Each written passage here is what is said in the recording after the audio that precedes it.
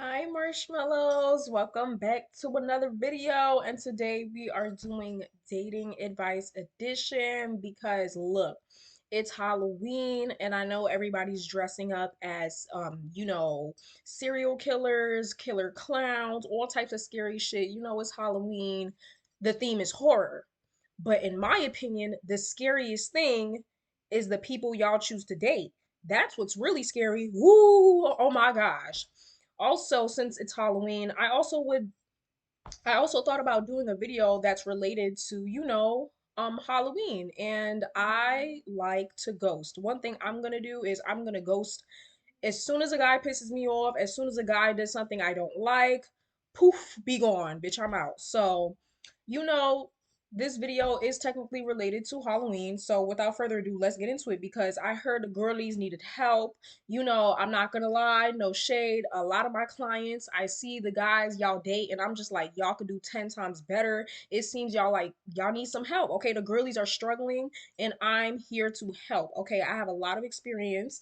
I would even call myself a self-proclaimed relationship guru. So if you don't think I'm a relationship guru, then that's just on you. Watch to the end of this video. I challenge you. Watch to this end of the video and comment down below whether y'all actually think I should be a relationship guru or not. Without further ado, let's get into it. I also do tarot readings, all right, because I am a psychic. Yes, I am. Link down in the description below. Love, career, finance, and it's all confidential. Period. So, first tip that I have, we're gonna go to the beginning when you first meet a guy, y'all are talking, blase, blase. If a guy, and I'm talking heterosexual relationships because those are the experiences that I have. You can apply some of this to any gender, but I'm talking about my experience with men, okay? With boys. So if he asks for your Snapchat, that is the biggest red flag, especially if he is over the age of 18 and he's asking to use your Snapchat. Now, I know y'all like, girl, Snapchat, like, what's wrong with that? Snapchat is for the hoes.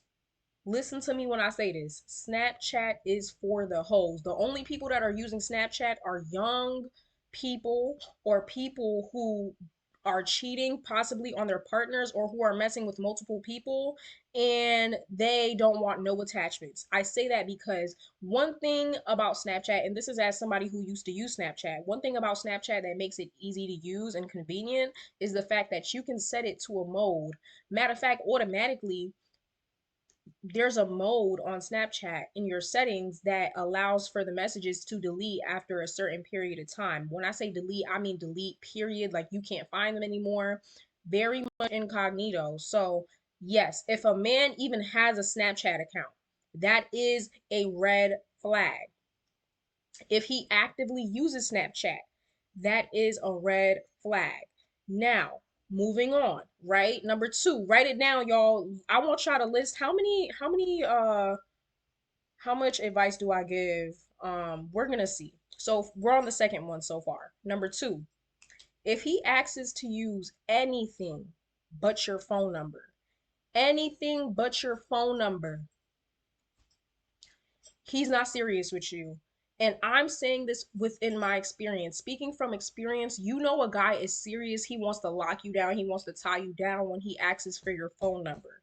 I think the phone number is, first of all, it shows maturity, right? Because why are you contacting me on social media? It shows maturity. Second of all, yeah, it just shows you're taking me serious. You know, the only people that I really have in my, I don't know about y'all, but for me personally, I only have people's phone numbers if I'm really close to them. So if you're asking for my phone number, that already shows me you have the right intentions. Now, because let me add this one. I just now thought of this one. Hold on. Number three, if he finds your social media without you giving it to him. I've had this happen to me numerous times. It's very scary. It shows that you have potential obsessive qualities. Why are you finding my name, searching up my name? Like, even that, if he searches up your name. Now, I understand, some people want to be safe. You don't know who you're messing with, but going out of your way to find my social media and stalk me, and I didn't give you my social media, it makes me feel very weird because nine times out of ten, there's a reason why I didn't give you my social media yet. And you went out of your way to find it. also shows lack of respect, lack of boundaries. So yes, if he goes out of his way to find your social media without you giving it to him, that is very scary. That is a red flag. Moving on. Now, when you're talking with a guy, right? One thing about me, I'm very inquisitive. I know how to ask questions, right? I'm very specific, very peculiar with the questions that I ask. You want to ask a guy, what is your intentions? What are you trying to do? What type of relationship are you looking for? If he says anything like, "Oh, let's just go with the flow. Let's just see where this goes. Let's just vibe, let's just chill." I'm sorry to break it to you, sweetheart. He's wasting your time. He's wasting your time. He doesn't want anything committal. He's just down for a good time, not a long time. Now, this I don't. It also shows unclear boundaries because what does go with the flow mean? What does see where this go? You know what I mean? Like if a man truly likes you, and you like him back, he's going to do everything in his power to tie you down. For example, if I'm walking down a store and I see my favorite chips and that's the only chip that's left, am I going to walk past it or am I going to grab it and snatch it off before anybody else can get it? You going to get those chips, right? So if a man is saying, "Oh, let's just see where this goes," he wants to waste your time. He wants to waste your time. He don't want nothing committal. He just wants to be down for a good time, not a long time. All right? Now, moving on. Similar to this, if you begin or they begin suggesting or actually doing relationship things without being in an actual relationship, boom, let me tell you something. Word of advice, and this is a mistake that I've made. Never do relationship things without being in an actual relationship. Relationship things meaning going to their house frequently, washing their dishes, doing the clothes and laundry and shit. First of all, you shouldn't be doing none of that if you're not married. But definitely when it comes to also having intercourse, I would hold out on that. If you guys aren't even in an actual relationship, I would hold out on the physicality. If you want things to be serious. That's just my advice, right? For example, just posting you on social media, but nothing was clear. Okay, this brings me to the next point. If he doesn't ask you formally to be his girlfriend, or if he doesn't formally ask you to date him, that is a big red flag. If it's just like a random ass transition from okay, we were just talking and now he's trying to, you know what I mean? It's kind of like that love bomb kind of situation where they just all of a sudden y'all are doing relationship things, but he never formally asked you, "Hey, do you want to be my girlfriend? Hey, do you want to start dating me?" If he doesn't formally ask you that, you guys aren't dating. He just wants the relationship qualities without being in an actual committed relationship. All right. Many guys in this society struggle with commitment. Moving on. Now, the nonchalant guy. The nonchalant guy is one of the worst guys you can come across. They are really bad at communication. They do not like expressing their emotions. And that's because a lot of nonchalant men have avoidant tendencies. They are avoidant behavior type of people, right? Avoidant meaning, look, 9 times out of 10, because I've dealt with this, when a guy is nonchalant, it's because he views his emotions as not only weakness, he views it kind of like as a battle. And the battle is who can become the most attached, right? Who's going to become the least attached? It's almost like they are, again, in this secret battle to not be so attached to you. So if he's avoidant, all that goes to say, if he's avoidant, um, he has poor communication skills, doesn't talk about his issues. Actually, it seems like he doesn't have any emotions. That is also a big red flag. Now, this one is pretty easy. If he doesn't have a job, no goals, or if he's just stagnant in life, you shouldn't even be looking his way. Now, some people may say, "Oh, that's real gold digger like behavior." No, it's not. I don't want to potentially build a family with somebody or be in a relationship with somebody that doesn't have any goals, dreams, aspirations. They don't have no job, no sustainability, no nothing. Why would you want to be with somebody like that? I don't believe in staying down with a person that okay. I mean, honestly, I'm gonna be real with you guys. I'm not a ride or die. I'm not a ride or die. No, I'm not a ride or die. That's also a red flag. If they mention you to, you know what I mean? If they mention that they want to ride or die. Because why would you want somebody to die for you? If you really, really love and have care and concern for somebody, you wouldn't even want them to be in a position where they have to ride and die for you. So, all that goes to say, don't date a man because at the very least, I used to have low self-esteem. All right. I know I'm sitting up on here on my high horse talking my shit, but I've dated men who had no goals, no dreams, no aspirations, and even worse, no job. And there's a reason why those relationships didn't work out. So you want to make sure you have somebody that has something going for themselves. I'm attracted to that personally. I don't know about y'all. Whew, this one's really bad. If he asks for money or material things, especially if you guys have only known each other for a couple months. Now, me personally, I'm not never giving no man shit because fuck do I look like Santa Claus? I'm not giving you like the tooth fairy, I'm not giving you nothing. Like, no, that's very unattractive to me. But especially if you guys have just met and he's already asking you for something, nine times out of 10, that man is broke and he's trying to use you and your finances to sustain himself, which is really unattractive because it's like, as a as a person, but also as a man in this society, you should be doing everything in your power to sustain yourself so that one day you can sustain a family. And the qualities that I'm looking for in a partner is somebody who is reliable. And yeah, so ask for money. That's I've had that. I've had a guy ask me for money. Did I give him money? No, but didn't stop him for asking. Okay. Okay.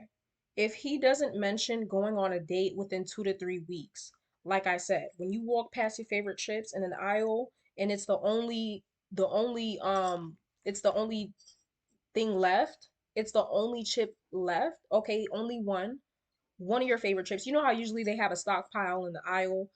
No, there's only one. Are you gonna walk past it or are you gonna grab it so that nobody else can have it? Because you don't know the next time you're going to get your favorite chips again. You're going to grab those chips. If a guy doesn't take you out on a date, he doesn't like you. He's not trying to cuff you, he's not trying to court you. That's the first thing you should be looking for as a partner. You should be looking to see if the person is actively trying to court you. Are they trying to take you on a date, buy you gifts, take you out, da da da? If no, they just want to waste your time. Either that or honestly, I mean, there's nothing other than that. But yeah, if he doesn't mention going on a date, he's not taking you serious at all. And you deserve better. At the very least, my partner, your partner, should be talking about going on a date. Dinner, something cute, going out. Anything could be a date, really. I prefer going out, but that's just me. Now, one of the first things you're going to want to ask as well is what are their views on marriage, kids, so you can get it out the way. A lot of marriages and relationships fail because they don't discuss these things first, which is crazy to me. These are one of the first questions you want to ask. What do you think about marriage, kids? You know what I mean? So you can see if their ideas line up with yours. For example, if you want to get married, you will also obviously want a partner that wants to get married as well. If you want kids, you need to get a partner that wants kids as well. So get it out the way. Now, one question I think you should ask, because it's important, is ask your partner and challenge them. Now, I'm attracted to intellectuals, so that's why I asked this question as well. I want to make sure like you're actually like you're smart and you're not Patrick the Star, okay, kind of level of intellectual ability. You want to ask your partner, what is intimacy beyond physicality? Now, the reason why I say ask this question is because this question will reveal to you whether or not they only see things in a one-dimensional way if they over prioritize sex. You don't want to be with somebody that's just using you for your body. This question is going to reveal whether or not your partner is only seeing intimacy through the eyes of, oh, okay, let's fuck. And not, oh, let me get to know you, your soul, your mind, your body. So ask that question. Next, now this is really important for me because this is why I ghosted a lot of the guys I used to talk to. Are they selfish in the bedroom? Now, when I say that, What I really mean is ask them if they return the favor. Ask them if they eat the cat. That's the only way I can explain this. Do they eat cat? I've met plenty of immature boys that mentioned that they would want their girl to, eat the corn on the cob, eat the dingling, but in turn, they would not be eating the cat. That to me is a deal breaker. I also think it also translates to the person being selfish because you want to receive, but you don't want to give. That's weird. So, and I think it's childish as well. So, yes, if they are selfish in the bedroom, no, mm-mm, no. Next, ask them about their family, if they have any trauma or is there any trauma that you notice they may potentially have. And I say this because usually the dynamic somebody has with their family may be a foreshadowing tool to predict how they may act in the relationship, what issues may arise in the relationship. For example, say if a guy was mama's boy and this guy's mother did everything for him, fed him, bathed him, clothed him. I mean, to the point where she babied him his whole life. Now, when that guy grows up, he's going to find a girl and he's going to expect that girl to do everything his mom did and cater, basically a slave. So you always kind of want to ask what's a guy's relationship with his mother? That's important. His father, that's important. Or if there's just any family issues, period. Also because you don't want to deal with somebody and their family like hates you or whatever. You want to make sure their family is opening, accepting. Because one thing about me, a deal breaker for me is a family that hates my guts for no reason or just doesn't like me. I'm not going to deal with that. You know what I mean? It's already bad enough some of my own family doesn't like me. I don't need to deal with yours. Okay, moving on. What was their longest relationship? I say what's their longest relationship because this will tell you if they are, if they have experience with long term commitment. Obviously, a red flag to this question would be, oh, I've only dated somebody for like a month. That there lets me know that this probably won't last long and you have a thing for short lasting relationships. Now, this is something that can be a bit tricky, but usually 9 times out of 10, it means something not so great. So when a guy constantly talks trash about his ex, now I know y'all are like, girl, how does that make sense? Like, how is this a bad thing? Listen, at the end of the day, whether you can still have feelings for somebody, whether they're good or bad, it still translates to you have feelings for them. For example, I don't really feel too much for any of my exes because I'm over them. Even the ones that did me dirty, I still don't like them, but I'm not trashing them every single day, right? When a guy goes on and on and on about his ex, I mean, no shade. You still have feelings for her, obviously, right? I've dated somebody like this. They trashed their ex to me for to the moon and back. They trashed their ex real bad.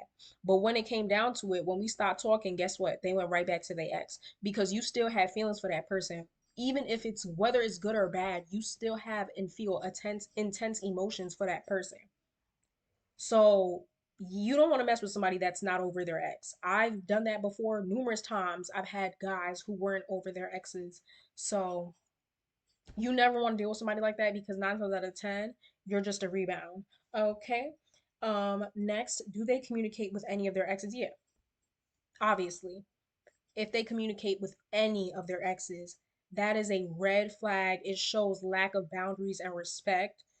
And I don't care. Oh, we used to be friends. Oh, we're just really cool friends. We don't do any. No, because when it all comes down to it and worse comes to worse, say she breaks up with her partner and say you have an argument with me one day, what's going to happen when y'all are alone with your ex? What do you think is going to happen?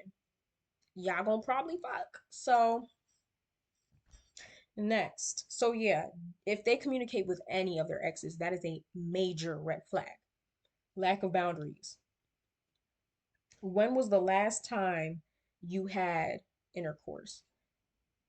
This is the last question.